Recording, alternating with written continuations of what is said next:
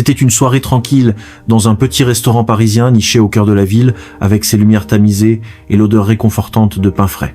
Kylian Mbappé, la star du football mondial, venait de terminer une journée épuisante d'entraînement avec son équipe. Habillé simplement d'un sweat bleu marine, il s'était assis à une table discrète, espérant profiter d'un moment de calme avec un plat de poulet rôti et une limonade. Mais le destin avait d'autres plans. À la table voisine, un petit garçon d'environ 6 ans, avec des boucles brunes et un regard vif, l'observait avec curiosité. Il portait un sweat gris avec un logo coloré, et ses petites mains serraient un crayon et un carnet.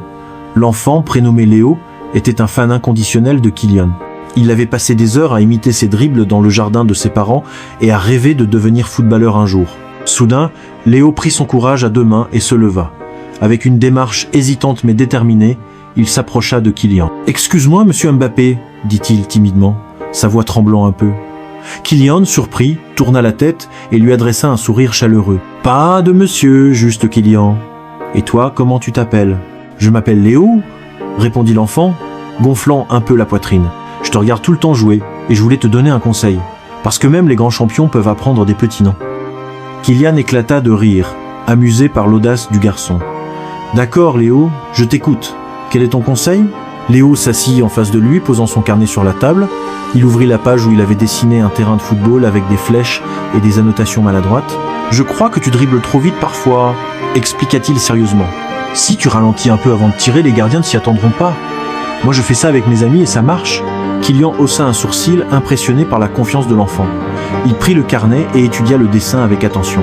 « Tu sais quoi, tu as peut-être raison, » dit-il en riant. « Les pros comme moi oublient parfois de revenir aux bases. Merci Léo, je vais essayer ça au prochain match. » Les deux passèrent le reste de la soirée à discuter. Léo raconta ses propres aventures sur le terrain de quartier et Kylian partagea quelques anecdotes amusantes de sa carrière. Autour d'eux, les autres clients murmuraient, certains prenant des photos discrètement, mais Kylian ne semblait pas s'en soucier.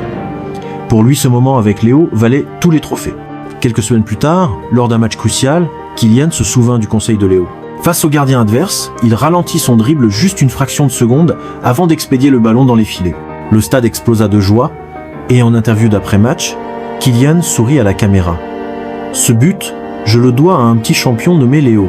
Parfois, les meilleurs conseils viennent des plus jeunes. Depuis ce jour, Léo devint une légende dans son école et Kylian garda le dessin de l'enfant dans son vestiaire comme un porte-bonheur. Une amitié improbable était née, prouvant que même une superstar peut apprendre des rêves d'un enfant. Si vous aimez les vidéos, n'oubliez pas de les partager avec vos amis et votre famille. Votre soutien est essentiel pour nous permettre de continuer à créer du de qualité. Un simple partage peut faire toute la différence et aider à faire découvrir nos vidéos à un plus large public.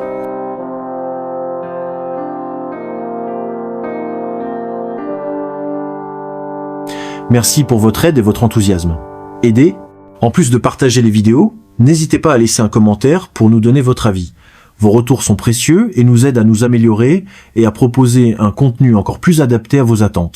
Chaque j'aime, chaque message et chaque partage nous motive à aller plus loin et à innover pour vous offrir des vidéos originales.